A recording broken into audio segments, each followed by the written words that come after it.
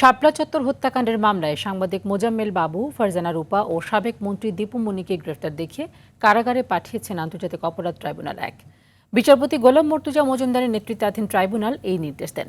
এদিকে মানবতাবিরোধী অপরাধের আরেক মামলায় আটক জাসদ সভাপতি হাসানুল হক ইনুর শুনানি শেষ হয়েছে, রায় ঘোষণা যে কোনো দিন।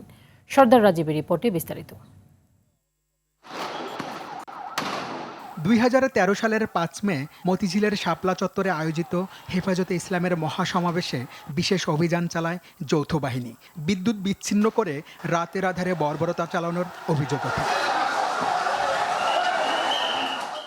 এ ঘটনায় অনেক হতাহত হলেও তা অস্বীকার করেন তৎকালীন সরকার প্রধান। এমনকি নারকীয় এ ঘটনা আড়াল করতে ব্যবহার করা হয় কিছু গণমাধ্যমকে।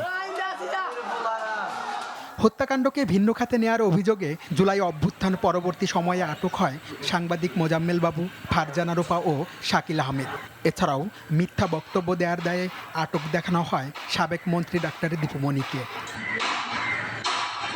তাদের বিরুদ্ধে হত্যাকাণ্ডের ঘটনায় পরিকল্পনা ও প্রকৃত ঘটনা আড়ালের দায়ে শাকিল আহমেদ বাদে বাকি ৩ জনকে কারাগারে পাঠানো হয়েছে।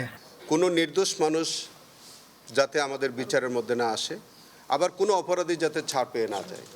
যার কথা আপনি বলেছেন, প্রাথমিকভাবে তাদের বিরুদ্ধে আমরা সাক্ষ্য প্রমাণ পাচ্ছি এবং তার যে সমীকরণ নামের যে ফুটেজ, সেই ফুটেজের মধ্যে উনি এমন ভাষা, এমন তথ্য এমনভাবে বিকৃত করেছেন, তিনি তো সেখানে বলছিলেন যে একজন মানুষের হতাহতের ঘটনা ঘটেনি, নিহত হয় না, আহত হয়নি।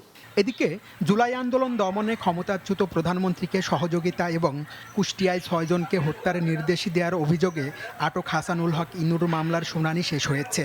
রায় ঘোষণার অপেক্ষায় রয়েছেন আন্তর্জাতিক অপরাধ ট্রাইব্যুনাল ২। ইনুস সাহেব একজন রাজনৈতিক নেতা হিসেবে তিনি দেশপ্রেমী মানুষের বিরুদ্ধে অবস্থান নিয়েছিলেন। সাধারণ মানুষকে জঙ্গি ট্যাগ দিয়ে তাদের উপরে নিপীড়ন চালানোর জন্য নানান কৌশল বা নানান পরিকল্পনা এর সাথে তিনি জড়িত ছিলেন। আগামী ৭ই জুন শাপলা চত্বর হত্যা মামলার তদন্ত প্রতিবেদন দাখিল করবে প্রসিকিউশন।